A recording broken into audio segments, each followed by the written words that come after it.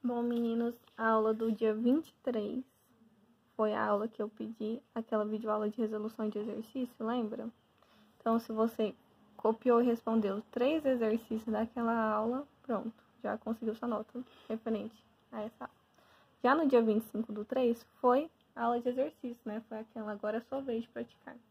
Na número 1, falava assim: o gráfico ao lado mostra a solubilidade de um certo sólido em água em função da temperatura.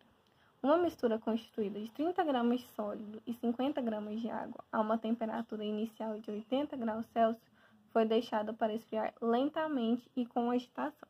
A que temperatura aproximada deve começar a cristalização do sólido? Bom, pelo gráfico dá para ver que a 80 graus Celsius eu tenho uma solubilidade de 70 gramas de soluto por 100 gramas de água, que é meu solvente. Só que o enunciado pediu para eu ver em que temperatura eu consigo essa solubilidade. 30 gramas de sal para 50 gramas de água. Mas perceba que no eixo Y do gráfico eu não tenho 50 gramas de água, eu tenho 100 gramas de água. Então, que número que eu multiplico 50 para conseguir 100? Multiplico por 2. Lembra que toda equação que eu mexo de um lado, eu tenho que mexer do outro, lá na matemática básica? Aqui é a mesma coisa. Se eu multipliquei os 50 por 2, eu tenho que multiplicar os 30 por 2 também. Então, 30 vezes 2, 60 gramas de sal por 100 gramas de água. Com isso, eu consegui a minha medida do eixo Y. Agora, eu vou ter que achar esse encontro de pontos. Onde eu tenho 60 graus no eixo Y, quando eu encontro a minha reta, né? Vamos chamar de reta. Essa curva, né? Onde eu encontro essa curva, melhor falando. Eu encontro essa curva na temperatura de 70 graus Celsius. Na número 2, observe o gráfico a seguir. A quantidade de sulfato de césio capaz de atingir a saturação em 500 gramas de água na temperatura de 60 graus Celsius em grama é aproximadamente. Pelo gráfico, eu consigo que a 60 graus Celsius, meu coeficiente de solubilidade é 220 gramas do sal de césio, sulfato de césio, por 100 gramas de água, que é o meu solvente. Só que eu não quero 100 gramas de água, eu quero 500 gramas de água. Em 500 gramas de água, eu sei a quantidade de sal que eu preciso? Não sei. Se eu não sei, eu chamo de X. Regrinha de 3 básica, né? Multiplica cruzado. 100 vezes X, 100x.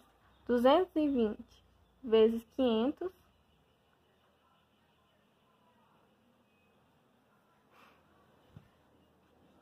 Então, 100x é igual a 110.000. Então, x é igual a 110.000 dividido por 100. Então, meu x é igual a 1.100 gramas desse sal. Certo? Número 3. Evapora-se completamente a água de 40 gramas de solução de nitrato de prata saturada sem corpo de fundo e obtém-se 500 gramas de resíduo sólido. O coeficiente de solubilidade de nitrato de prata para 100 gramas de água na temperatura da solução inicial é... Então, eu tenho meu coeficiente inicial, que é o quê? 15 gramas do nitrato para 25 gramas de H2O. Perceba que essa fugiu da regra, não tenho 100 gramas de H2O. Eu quero descobrir quanto de sal eu consigo em 100 gramas de água. Então, se eu não tenho, se eu quero descobrir, eu chamo de X. Regrinha de 3 de novo. 25 vezes X, 25x. 15 vezes 100, 1.500. X é igual a 1.500 dividido por 25, que é igual a 60 gramas do sal. Já na questão número 4, Sabe-se que o cloreto de sódio pode ser obtido através da evaporação da água do mar. Cloreto de sódio é o sal de cozinha. Analise esse quadro em que está representada a concentração de 4 sais em uma amostra de água do mar e a respectiva solubilidade em água a 25 graus Celsius.